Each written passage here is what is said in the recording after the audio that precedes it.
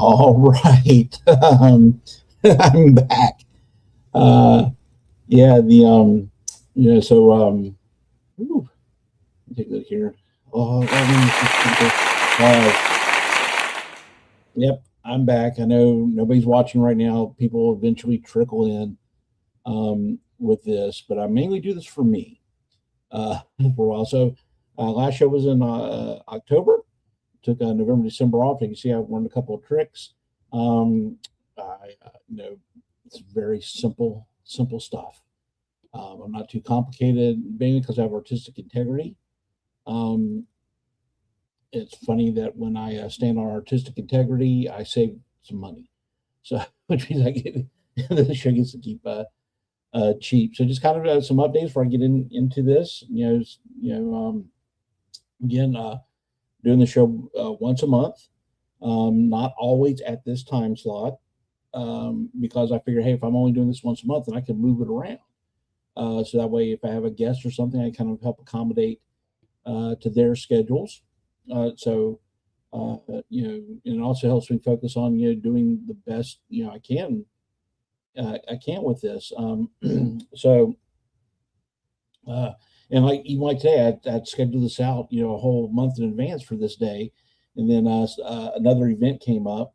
And my wife was reminding me about it. And I was like, "Oh no, I'm streaming at 4 o'clock. I've already set it up and already, put the word out there with that." But you know, but I said, "Listen, I can't disappoint my tens of fans, that watch me."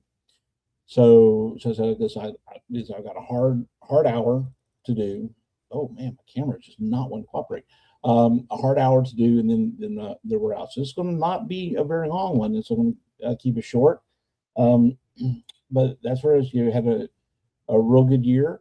At the end of the year, took care of some things. Got some health issues under control that I was looking at. Like I said, did some learning, and and stuff like my camera keeps not wanting to stay in focus. But with that said, so I'd like to introduce my sponsor. And then, sorry, what was that? Oh, let me check. My producer's waving at me. So no, they didn't. Well, did you send them an email, right? And what was their reply?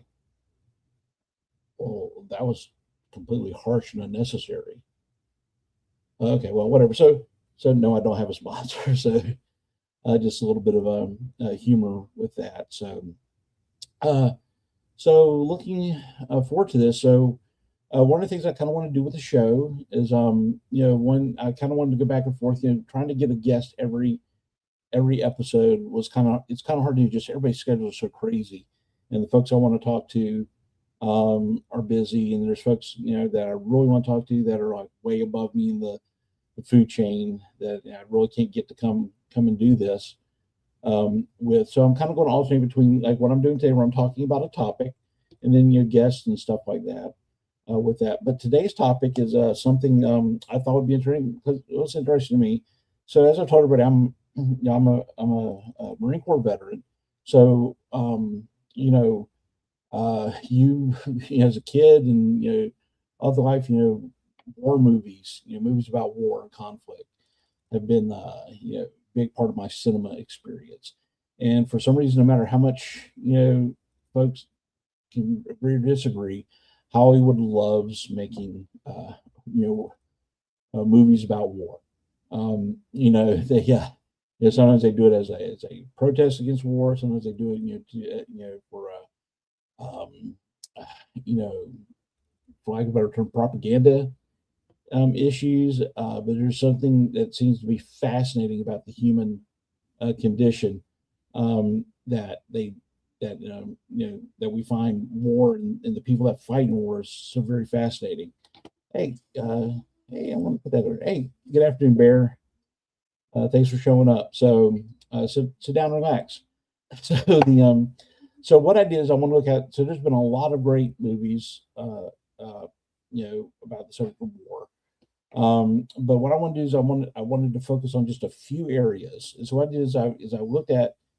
I said what I want to do is I want to pick my favorite movies. These are movies I've seen that every time they're on, TV, or they're, or nowadays on a streaming platform, I will stop and watch them, put them on. And I kind of wanted to focus on certain areas. So what I'm going to do is we're going to go to my personal favorite. These are mine. You may have different opinion of these movies, or think, well, why'd you pick that instead of this one?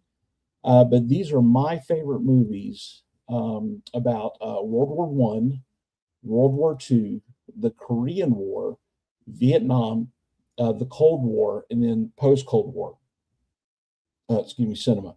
So we'll bring this up. So of course, using old PowerPoint, I did a slide presentation. One of the things I'm kind of curious is that YouTube has been kind of funny lately, um, with these things. And so these are the posters.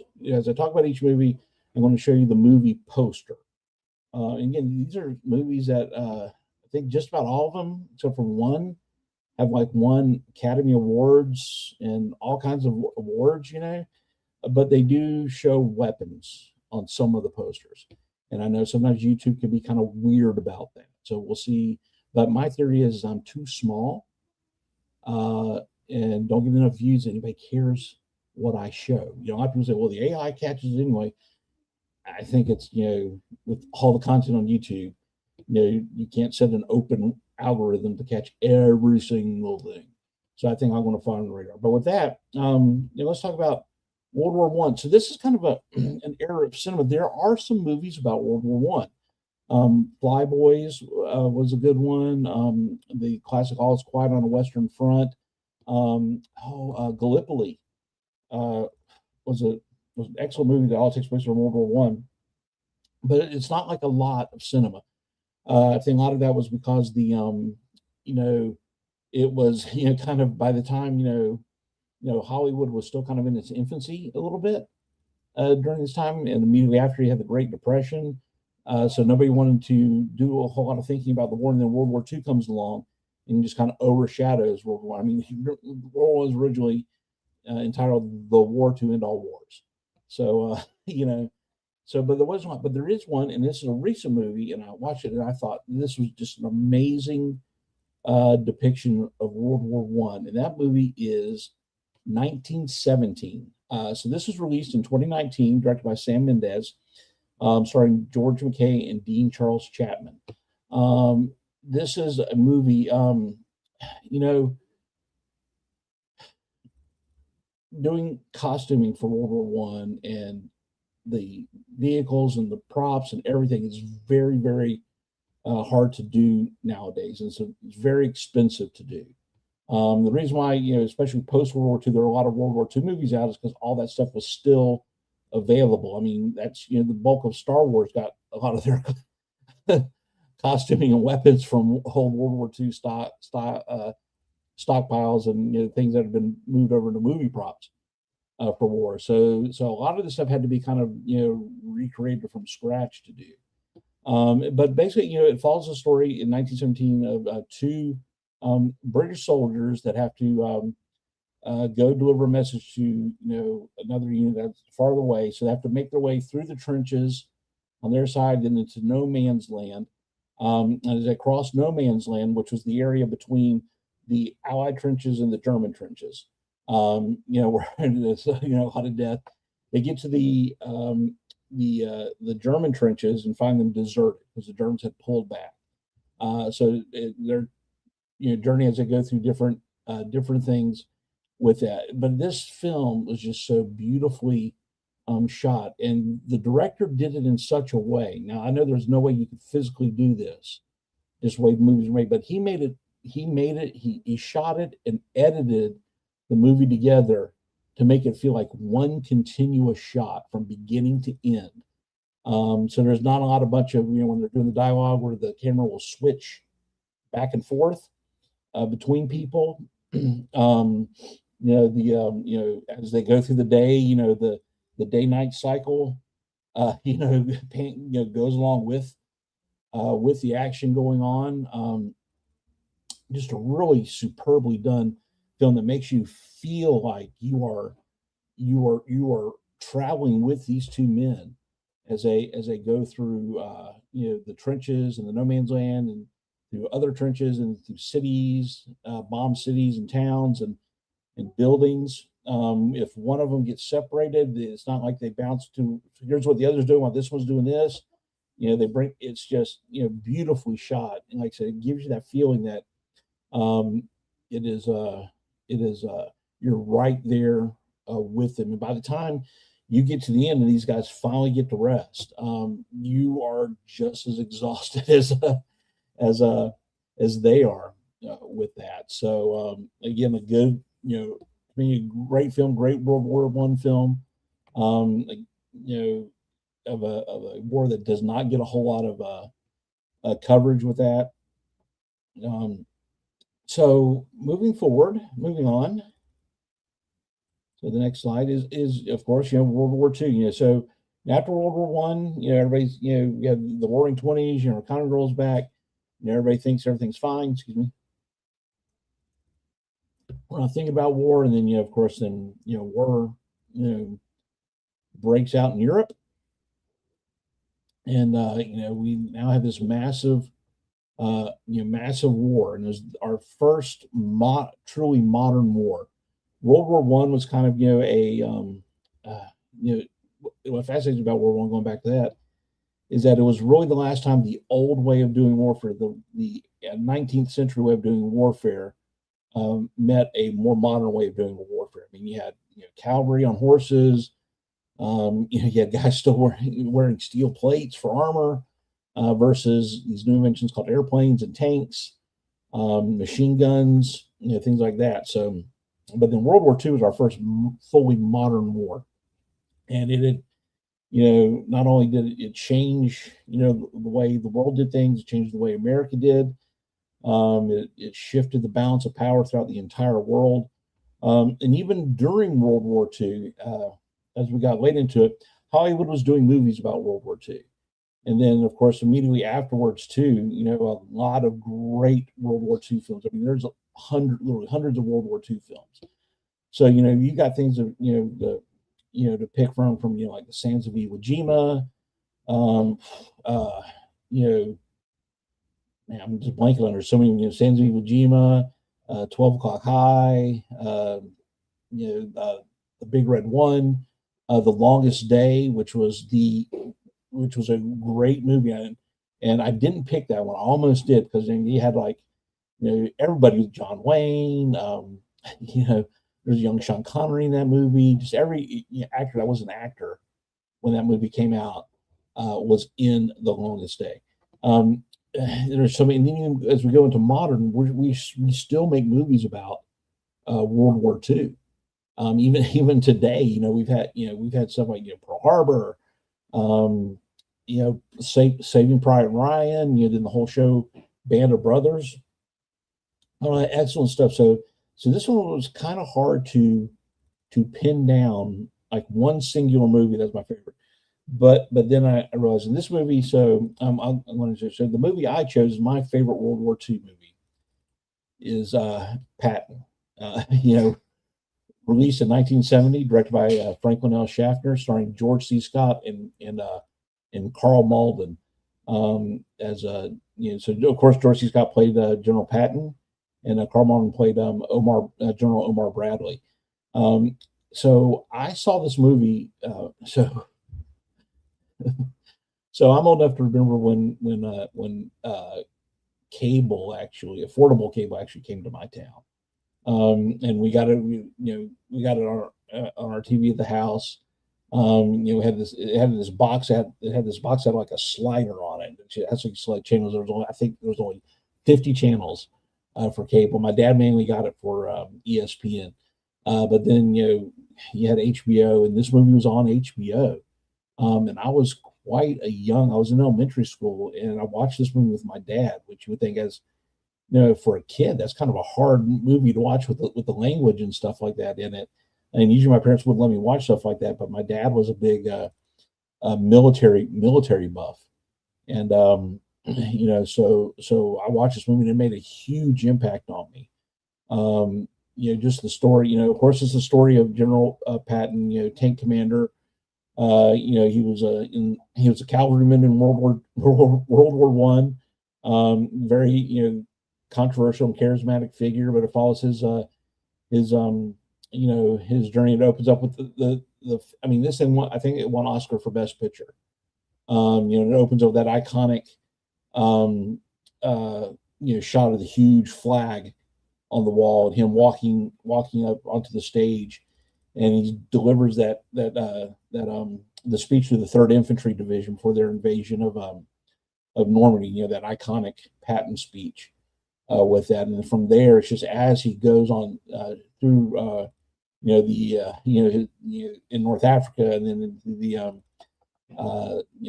invasion of Italy, and going up, and then it goes on and get further on into World War II. When and talked about the brilliant things he did, and some of the controversies that he had faced, and eventually his this idea of clashing of somebody that believed in victory over everything, and conflicting with politicians that were kind of worried about what the post-war world was going to look like. Tons of quotable lines. My favorite scene in the movie though is when he's in North Africa and they're conducting. And you look back on this movie too, like it's a product of its time, 1970. So you can tell the set pieces of the battle. I mean, they actually were able to source the tanks to use, but it was just very much, you can tell this was a Hollywood movie. but they're doing the battle in North Africa, and he's facing off against Field Marshal Erwin Rommel's army, that was his thing. Is he saw Rommel as his counterpart, true gentleman warriors. There's a scene early on where he's in his cot and he's reading Rommel's book, because Rommel wrote a book on tank warfare, and Patton was reading it, and then so he defeats Rommel's army, and he's smiling, he's like, Rommel, you SOB, I read your book. So basically, he's gloating that he used Rommel's own tactics against him, and then later on he finds out that and these aren't spoilers. Listen, the movie's been out for over 50 years. If you haven't seen it by now, I'm not spoiling anything. It's on you. But then he finds out later that Hitler was so afraid of Patton actually defeating Rommel that he had recalled Rommel to Germany over that. How upset he was at that. But again, this is like a great movie. And Carl Malden as Omar Bradley. He was a great actor. Omar Bradley was another famous general for World War I, and he really was, part. He learned a lot under Patton. In fact, we named the M2 Bradley fighting vehicle after Omar Bradley. But just a spectacular cast, and George C. Scott. Not only was he a great actor, but he kind of looked like, when you looked at pictures of Patton, he looked like Patton too. And it was just a great film. So that's why I picked that as my favorite World War II film. Again, a lot of great World War II films. I watched this as well, but this was kind of one that's, it was a core memory for me. And you just can't to me it's something that I will, if I'm flipping through channels and it's on at any point during that movie, I will stop and watch it. It's just, that it's that kind of movie that kind of captivates you. So with that, moving on. Nope, I do not want to leave the studio. I want to hit the correct button to move forward. So next, Korean War. So Korea War was there are a few movies about the Korean War. Not, again, World War II is probably the biggest chunk of war cinema there is. The Korean War, that came on. We ended the war in 1946. Excuse me, the war in 1940, World War II in 1946. The world began to reorganize. The Korean Peninsula had been divided. Then you had the Korean War start off. North Korea invaded South Korea. This new thing called the UN, the United Nations, was there. so that we sent troops over to South Korea to try to preserve them because the North Korean government had become communist. South Korea was still a democracy, and in short order, they kind of just overran the peninsula and had pushed the military back to a very small part of the peninsula. It's often Korean War is often referred to as the Forgotten War, mainly because it's unfortunately kind of sandwiched between World War II and the Vietnam War, and all the controversies about the Vietnam War and and the length of the Vietnam War. And it's actually Korean War is a very short war, so it's kind of become like a forgotten war when you talk about wars. So there are a few Korean War movies that were made, uh, you know, but I chose one. And this is another one. It's a it's a good one. I first saw this one on. Well, let me go ahead and get into it. So my favorite Korean War movie is Douglas MacArthur, released in 1977, directed by Joseph Sargent, starring the amazing Gregory Peck. Again, this is another movie where the actor is a great actor. He's perfect. He's really embodied the character. Um, and who was a very controversial. Yeah, so you probably know what I'm talking about. How why that's a lot of people consider Korean War the Forgotten War because they kind of don't get mentioned a whole lot, in the grand canon of war. But so Douglas MacArthur, he became famous during World War II. Famous, he was he famously, as the Japanese had invaded the Philippines and forced the army to retreat, he famously stood on the shore, just heading out and said, I will return. He promised the Philippine people, I will return. And then later on, he made good on that promise as we retook the Philippines. Became very famous. He wound up heading up pretty much the entire Pacific campaign with that. And then, then of course, he was there. When Japan surrendered, he became the governor of Japan and did something that was kind of unusual. He actually, kind of understood the Japanese people a little bit, and also understood, some of the problems that caused Germany to start World War II, and so he was very much a proponent of rebuilding Japan and getting them back on their feet and regaining some dignity, while the while making sure that they wouldn't a country that for centuries had been a terror of the Pacific Rim didn't return to that. But then when because he was when the Korean War broke out and we suffered that pushback, he kind of helped mastermind the whole thing. Worked with the Navy and the Marine Corps to kind of circumvent the North Koreans by landing over in Incheon. For an amphibious landing to kind of cut the North Koreans off the middle. And then, but the movie kind of covers all that. Again, like I said, I first saw this movie. It was on TV. And then it was a few years later. And again, as a young boy, I saw this. And a few years later, kind of I was able to actually see the whole film.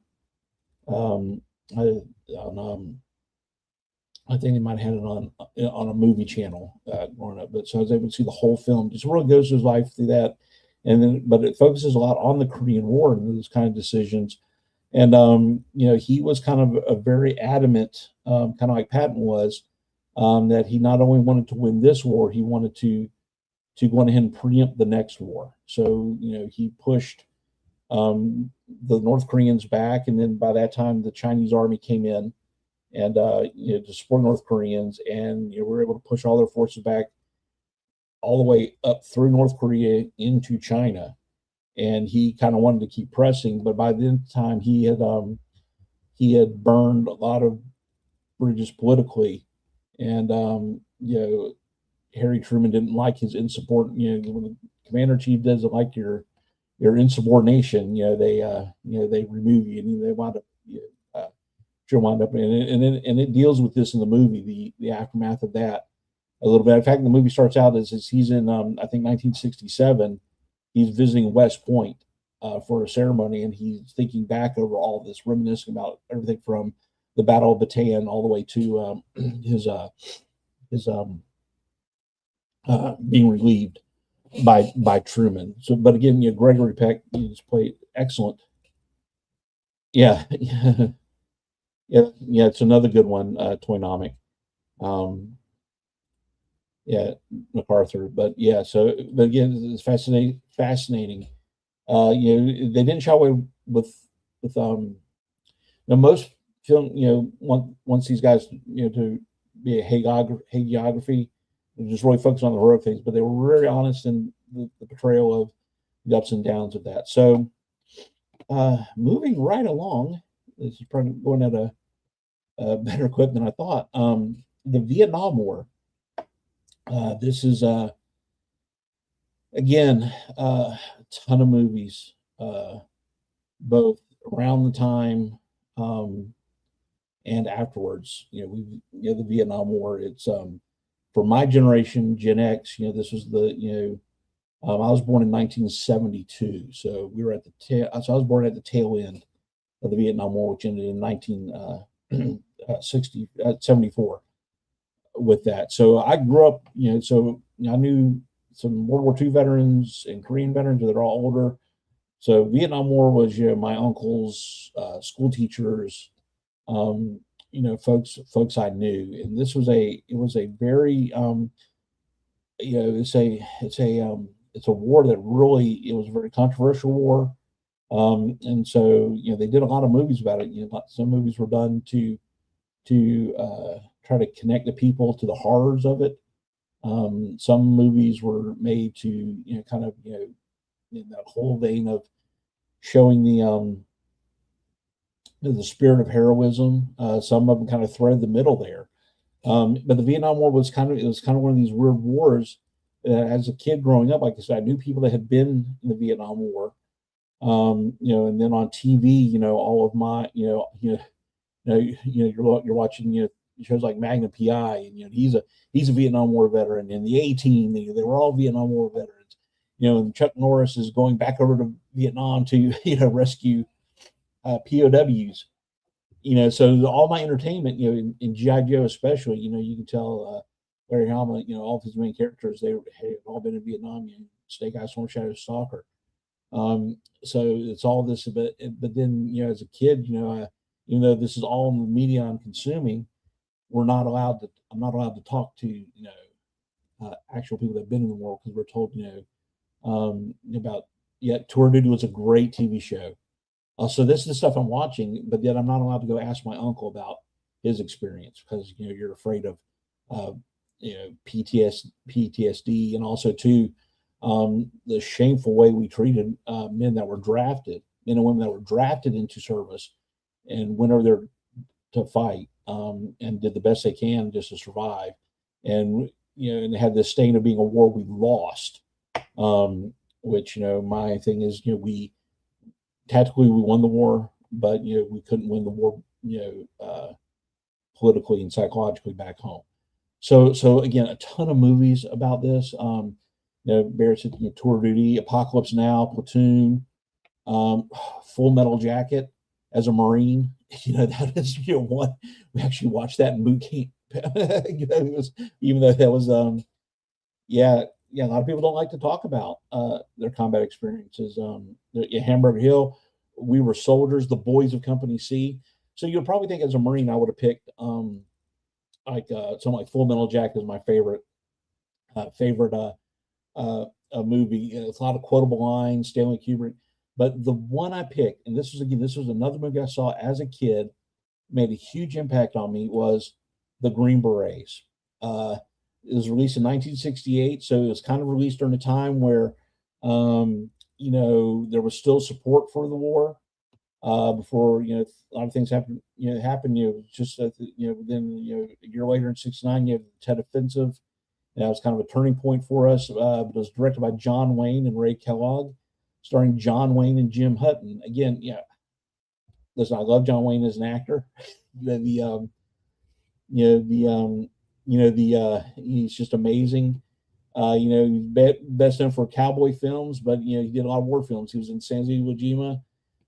He was somebody he'd had criticism back then, and then kind of now is in a more modern setting for his political beliefs, but also the fact that he seemed to do these war movies, but he never actually served um, in the military, and it was a lot of it was because by the time, um, and especially when World War II,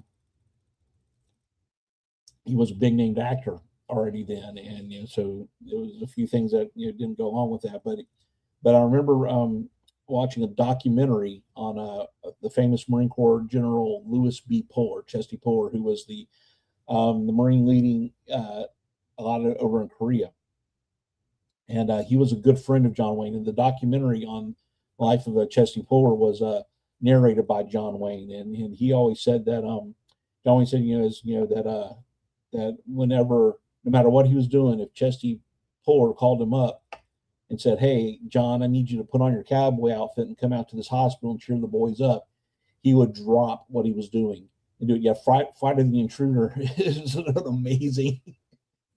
I I am a weapon system, and I was built with a ship, and there was a cost overrun.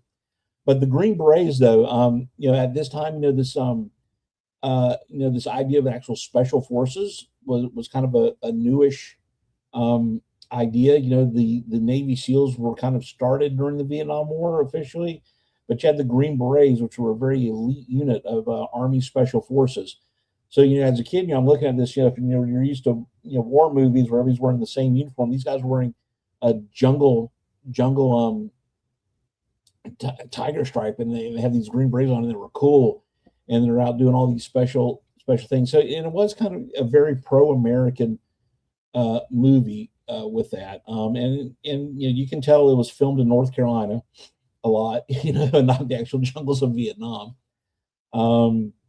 Yeah, you guys are putting some great Vietnam War movies. Like I said, there's a ton of them. This was very hard for me to pick one, but I settled on the Green Berets with that. A lot of it's because it tells a story of the special, but then it had like a very human story in it with the with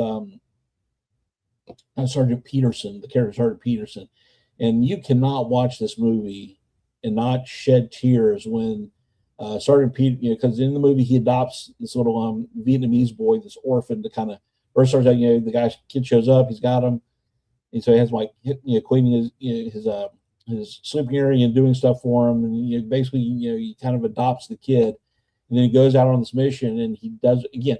I'm not spoiling these movies. This came out in 1968, and if you have not, that's why it looks like it's filmed at Fort Benning, Georgia. Bear.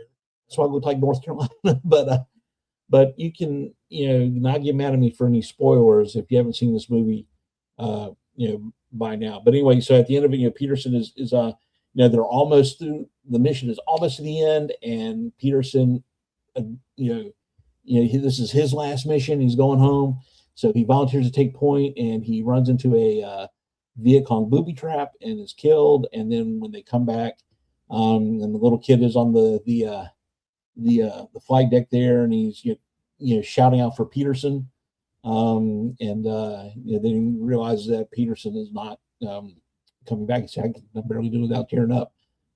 Just a very powerful movie with that. So, yeah, again, a lot of great movies about this war, and even some of the more controversial ones, and some of the anti-war, like Full Metal Jacket was really an anti-war movie. And I love it.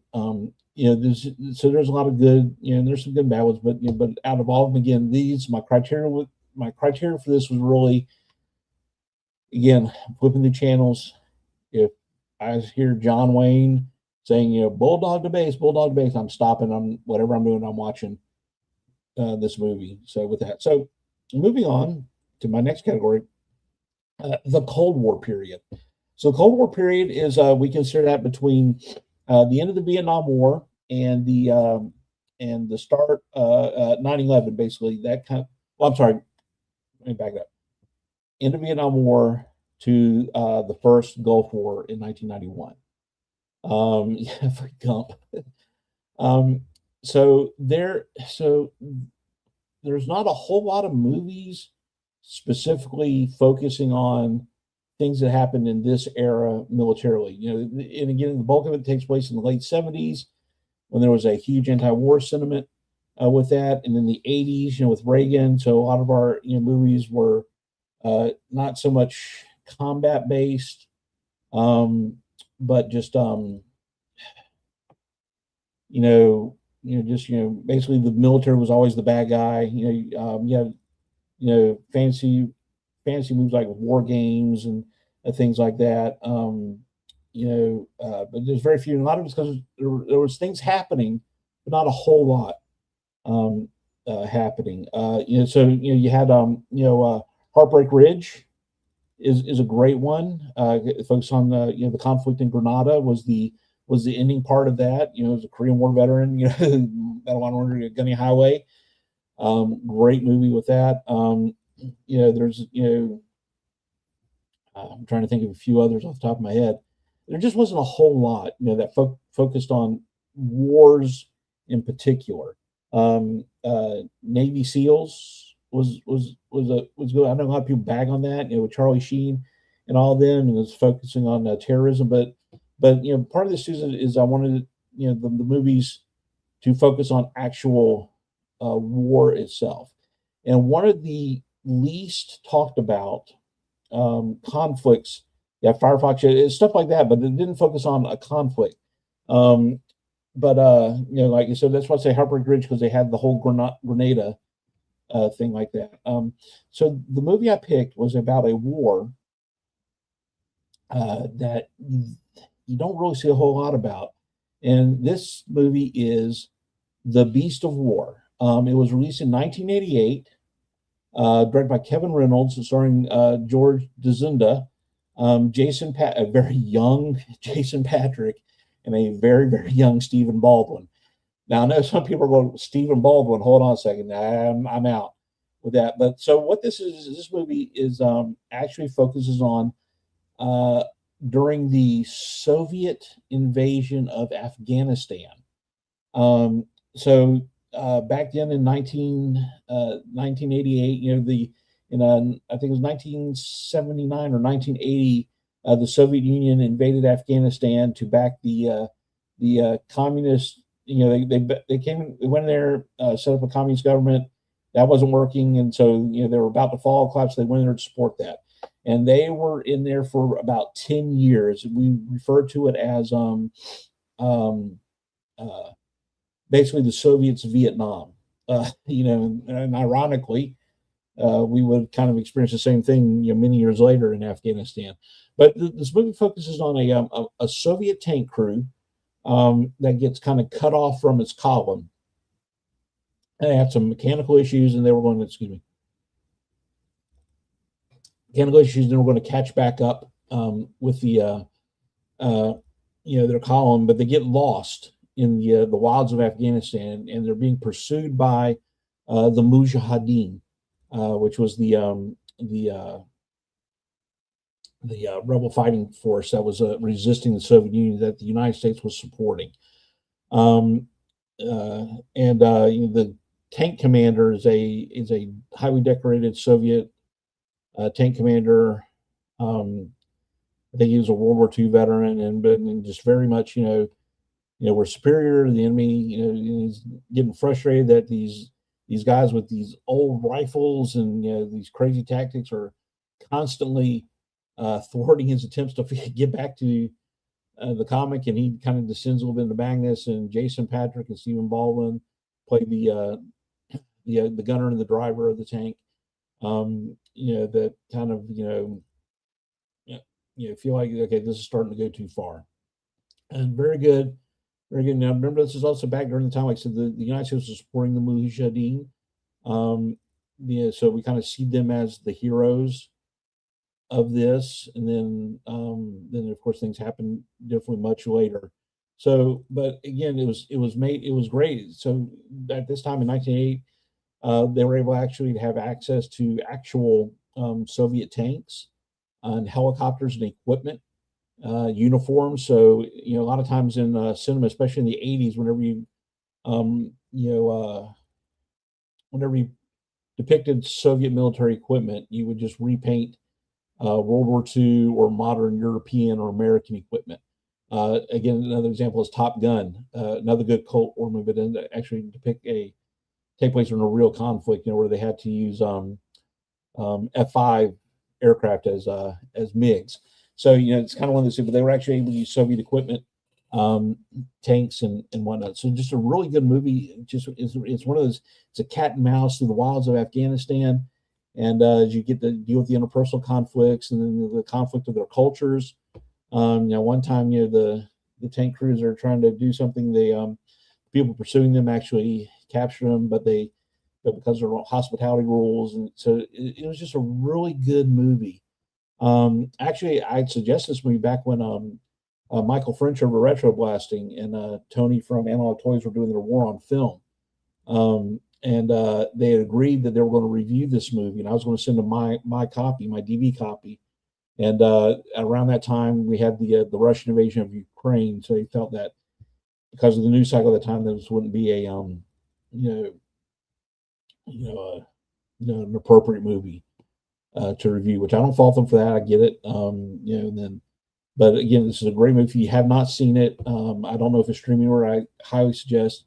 And a lot of it had to do with the fact that I was as a boy, growing up in the 70s and 80s, we fully expected World War III was going to be against the Russians.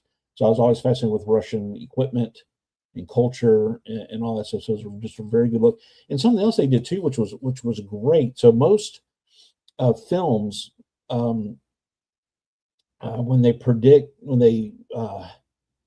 depict the Russians, is you have a bunch of English actors doing bad Russian accents.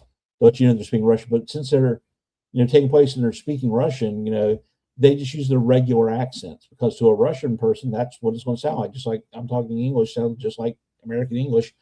Your Russian would sound. So I like how they went with that decision not to do that, not to have Stephen Baldwin and Jason Patrick, doing a very bad Russian accent with that. So that was pretty cool with that. So next up is post Cold War. Post Cold War, that kind of starts with the basically kind of even though the Soviet Union didn't actually fully fall apart until around 1993 officially, but we kind of look at post Cold War as 1991 until 9/11 as the post Cold War period. This is a time again, we had the Gulf War happened. This was the largest military action we had done since the Vietnam War.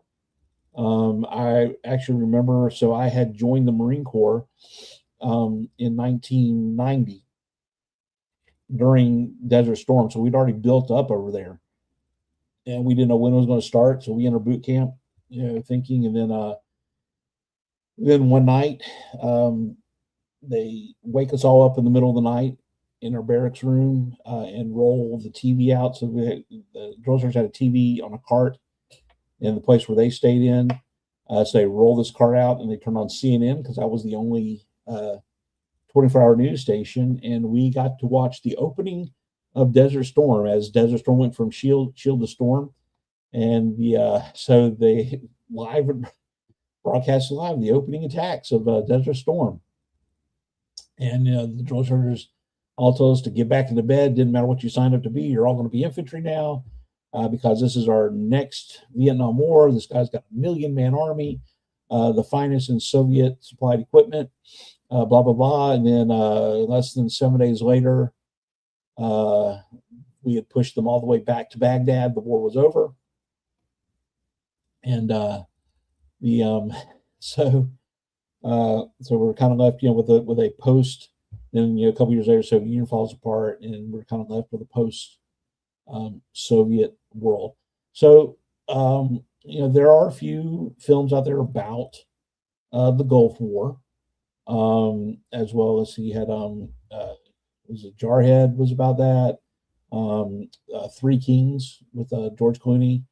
Then you have the whole HBO miniseries Generation Kill about that. But but there was something. So we also got involved again as one of these times as the world was reorganizing itself again. The United States, there was a lot of things, um, going on. And one of the world in this, the movie I picked for my post Cold War pick, it was Black Hawk Down. It was released in 2001, directed by Ridley Scott, starring Josh Hartnett, Ewan McGregor, and Tom Sizemore. If you know anything back in the mid '90s, I was still in the Marine Corps when this happened. I remember seeing the news about the Black Hawk helicopters being shot down over there because we had some Marine unit station offshore. That's where they were sending in supplies with that. And I remember seeing the day the Marine, when we actually got involved over in Somalia, the day the Marines landed, because Derek should go was the second Iraq War. Okay, yeah. So it's confusing. Kind of gets a little bit confusing with that. But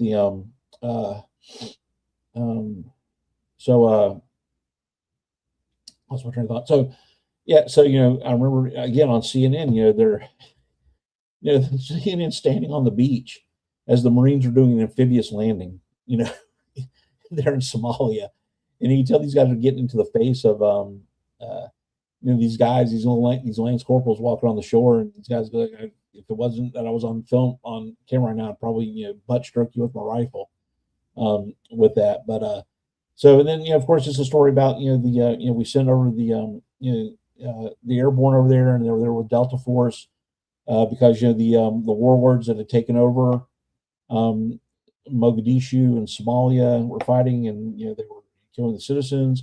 The UN had sent in aid, but these guys would intercept the UN convoys and steal the food for their own use, and so we were there to kind of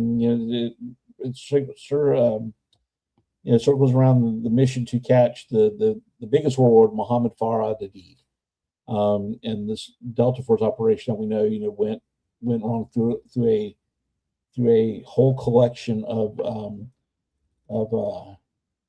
errors that could have been avoided, and a lot that just couldn't, because just how things were. The political situation really pushed it in a direction that denied them certain things they needed, and also kind of restricted them. But again, this was based off the book by, I think it was David Bowen, wrote the book. So the book's got like a lot more details into it. So of course, but for the movie, they had to kind of, truncate and combine characters and stuff like that. Again, but it's a movie. It's one of those movies that puts you in there with these guys, and it doesn't so much focus on what the mission was. And, it does talk about some things that went wrong and shows you as the things go wrong.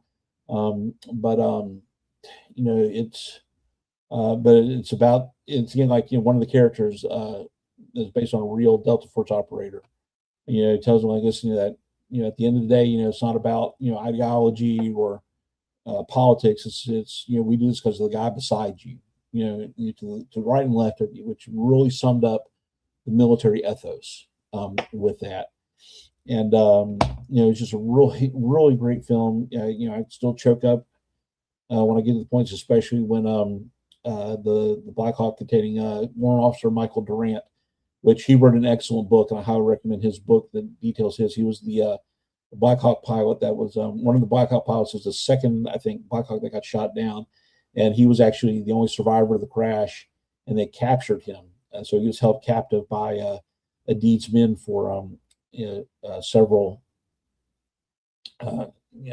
weeks with that. But it's when they, this the scene where they insert the two Delta snipers, Gordon and Shugart in to that, and they go in knowing that there was going to be no support for them, and they couldn't tell when they would actually get support, because the Humvee column, because of the way the city was set up and all the chaos going on, kept getting missing turns and couldn't go down ways to get to them.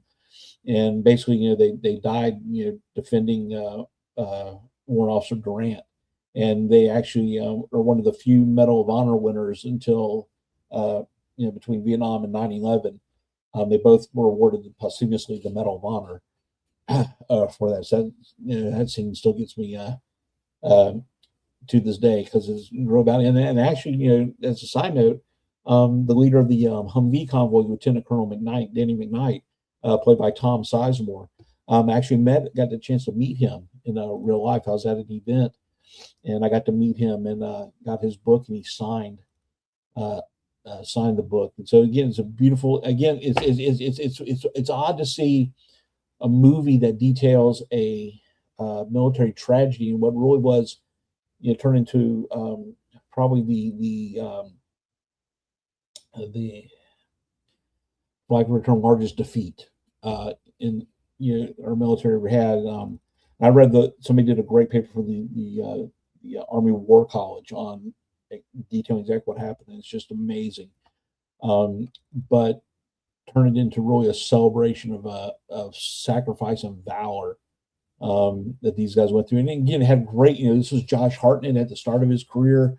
Ewan McGregor, you know, he'd, you know, as you know, yeah, who's a rising star. Orlando, pre Lord of the Rings, uh, pre Pirates of the Caribbean, Orlando Bloom with that. Shoot, Eric Bana, uh, um, Jason Ike. There's so many great actors in this movie playing these characters. It's great. It's actually one of the few movies I saw this movie in the theater when it came out, and I don't often go more than once to a theater to watch a movie. So not, you know, if it's a good movie that I really want to see, I'll go to the theater. Then I'll watch it again on DVD or streaming now. But it was one of the few movies I actually paid money to go back and see it again, and watch again. If it's one of these things, I'll come on and it's on TV, I'll stop and watch it, and sometimes I'll actually even throw it in the DVD player, or if I find it on stream, just stop and watch it. It's and this is probably the movie I watched the most clips on YouTube from as well. So with that kind of ends this little thing coming up towards the end of it. I know folks, guys that are on the replay squad will you know, catch this again. You know, it's good to be back. I kind of enjoyed doing this, getting to ramble a little bit. I appreciate the folks that showed up for this. So one of the things I want to do, new, like I said, you know, I'm trying new things with this. You know, I put together, I use my Microsoft video stuff to for that little opening banner. You know, it's very simple. But one of the things I want to do is at the end of every live stream, I kind of want to leave you with something I call something to think about. Listen, we live in a world that's got a lot of chaos going on, and you know, we just, we just, it's just, you know, kind of crazy, you know, here, thank you, right now. So I just kind of want to end the show to give you something to contemplate as we leave today. And this is a poem I had heard many years ago. It was written and performed by actress and comedian and author, alumni of Saturday Night Live, Victoria Jackson. And she was on a talk show, and you know, she revealed that out of all the many things she does, she writes poetry. And I will do my best to recite this poem. It's a very short poem, you know, and so hopefully I get it right as I say this. But I think it's very important that we take a moment and think about things. And the poem is called The Intestinal Tract, and it goes like this: your intestinal tract is scrunched up in a ball. If it was not, you'd be 40 feet tall. So with that, I want to leave you on that thought. Go home, think about it, contemplate it. It will change your life. So with that, I don't have any fancy outro. So what I want to do to end the show is I'm just going to press a button, and I'm pressing the button. Well, you know, before I leave, you know, especially goes on the replay, please like the show. I am at about 170 subscribers, so I'm still very small, but I kind of like it that way. Next month, February, we will, you know, I will have a guest on. I've got to confirm a couple people. I don't know when in February the show is going to be, again, because I'm kind of moving around. There's so much stuff on YouTube right now. It's kind of hard to find space for it, but I will definitely put it out there so those can find me. But I look forward to seeing you next month. And now I'm going to press the button.